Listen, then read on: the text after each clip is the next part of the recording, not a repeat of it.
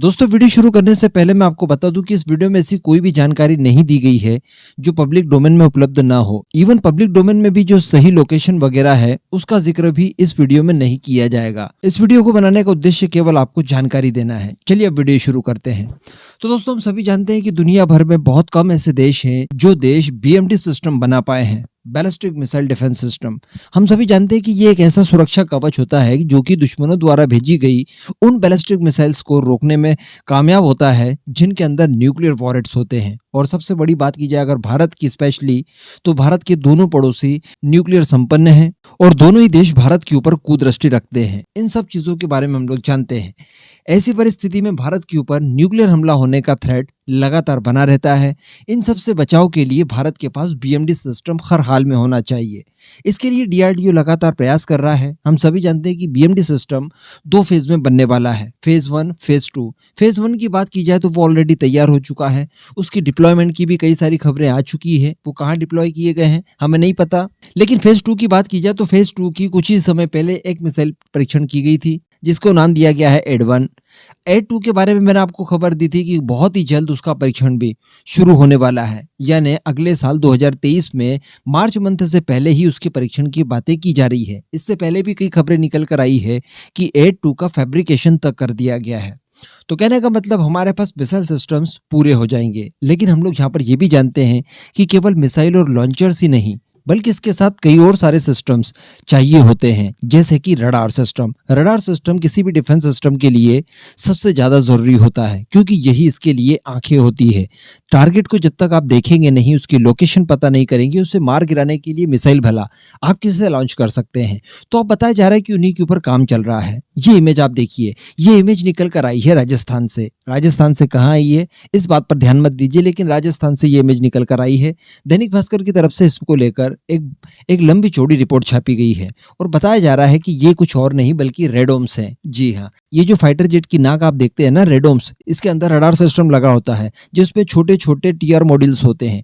ठीक उसी तरह का ये एक बड़े साइज का रडार सिस्टम है जिसके अंदर छोटे मोटे बड़े साइज के कई सारे रडार्स लगे होते हैं और ये सब एक साथ मिलकर फिर दुश्मनों द्वारा भेजे गए किसी भी हमले को डिटेक्ट करने की कोशिश करते हैं और ये आपको सटीक जानकारी देते हैं जब आप कंट्रोल रूम में बैठे होते हैं वहां पर। तो इस तरह का रेडोम बनाया जा रहा है राजस्थान के अंदर। इसका काम काफी हद तक कंप्लीट हो चुका है और बताया जा रहा है कि अगले साल मध्य तक इसे पूरी तरह से ऑपरेशनल कर दिया जाएगा। इसकी रेंज बताई जा रही है 1500 से लेकर 2000 किलोमीटर के आसपास। कुछ समय पहले की बात है, लगभग 1 महीना हो गया, उस समय भी इनको लेकर एक खबर निकल कर आई थी कि अब BMD सिस्टम के रडार सिस्टम्स के ऊपर काम किया जा रहा है और ये जल्द तैयार हो जाएंगे। 1500 किलोमीटर रेंज शुरुआती वालों की रहेगी, तो ये उसी का एक पार्ट आप कह सकते हैं। ये बात हम सभी जानते हैं कि जो हमारा BMD सिस्टम होगा वो 2000 किलोमीटर या फिर 5000 किलोमीटर भी आप ले लीजिए, इतनी दूरी से आने वाली भी किसी दुश्मन की बैलिस्टिक मिसाइल को बड़ी आसानी से डिटेक्ट करके उसे इंटरसेप्ट करने में पूरी तरह से कामयाब रहेगा। तो ये रडार सिस्टम उसी का एक पार्ट है। इस तरह के और रडार सिस्टम बनाए जाएंगे और उन्हें अलग अलग जगहों पर इंटीग्रेट किया जाएगा, जिसमें एक मध्य प्रदेश भी आता है। इसी के साथ साथ उत्तराखंड के बारे में बताया जा रहा है, राजस्थान में एक और लगाया जाएगा। इस तरह की बातें निकल कर आ रही है और देश के अंदर वेरियस जगहों पर इस तरह के रडार सिस्टम्स को इंटीग्रेट किया जाएगा। काफी बड़े और पावरफुल साइज के ये रडार सिस्टम्स हैं। इनका साइज देखकर ही आप समझ गए होंगे। बताया जा रहा है कि 30 किलोमीटर दूरी से ही ये विजिबल है आपके लिए, यानी इनकी ज्यादा नजदीक जाने की जरूरत नहीं। 30 किलोमीटर दूर से ही आप इन्हें बड़ी आसानी से देख सकते हैं।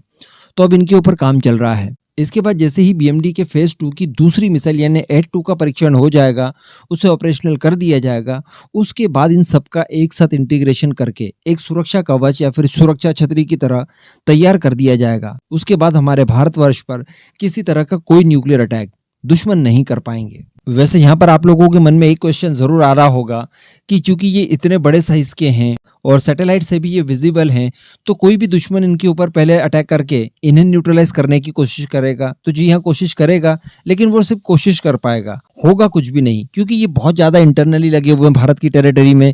यहाँ तक किसी भी मिसाइल को भेजेगा दुश्मन या फिर किसी फाइटर जेट को भेजेगा बॉम्बिंग के लिए, तब तक तो उसे हम लोग पहले ही न्यूट्रलाइज कर चुके होंगे। तो इनके ऊपर अटैक वगैरह करके इन्हें तबाह कर देना इतना आसान काम भी नहीं है। जिन चीजों के माध्यम से इन्हें न्यूट्रलाइज किया जाएगा, उन्हीं सब चीजों को इंटरसेप्ट वगैरह करने के लिए तो ये सारा सिस्टम बनाया जा रहा है। तो फिर भला इसको क्या प्रॉब्लम हो सकती है। इसके अलावा भी इन सब रडार सिस्टम्स और इन पूरी इंस्टॉलेशंस के आसपास कई सारे एयर डिफेंस सिस्टम्स होंगे। हम सभी लोग जानते हैं कि हम लोग एक पूरा चैनल तैयार कर रहे हैं एयर डिफेंस सिस्टम्स का, जिसमें very short range, medium range और लॉन्ग रेंज से लेकर बीएमडी सिस्टम, ये सारे के सारे आते हैं, जो कि एक के बाद एक तैनात होंगे अपनी रिक्वायरमेंट के आधार पर। तो किसी भी तरह का कोई भी टारगेट हो, उन सभी को भारत की टेरिटरी के अंदर आना और फिर अटैक कर देना, ये संभव नहीं रह जाएगा। तो ये बड़ी खुशी की बात है कि भारत ने इतना प्राइम वेपन बना डाला है। अब भारत एक एलिट क्लब में शामिल हो गया है, जिसमें दुनिया के गिने चुने 4-5-6 देश शामिल हैं। उनमें भारत का नाम भी अब एक आने लगा है। ये बहुत बड़ी अचीवमेंट है और इसके पीछे भी यहाँ पर क्रेडिट देना होगा चाइना और पाकिस्तान को, जिस हिसाब से वो लोग भारत के ऊपर प्रेशर बिल्डअप कर रहे हैं। भारत की ताकत बिल्कुल रुकने का नाम नहीं ले रही है, वो वेरियस क्षेत्रों में बिल्कुल बढ़ते जा रही है। इसी तरह की चीजें लगातार चलती रही तो ऐसी कोई भी फील्ड नहीं बचेगी जहां पर भारत इस तरह की टेक्नोलॉजीज का इन्वेंशन ना करे। सभी जगह से प्रोटेक्शन और अटैकिंग दोनों तरह के वेपन्स तैयार किए जा सकते हैं। बाकी इस पूरे मुद्दे पर और डीआरडीओ के इस कारनामे पर आपका क्या मानना है, नीचे कमेंट करके जरूर बताइएगा।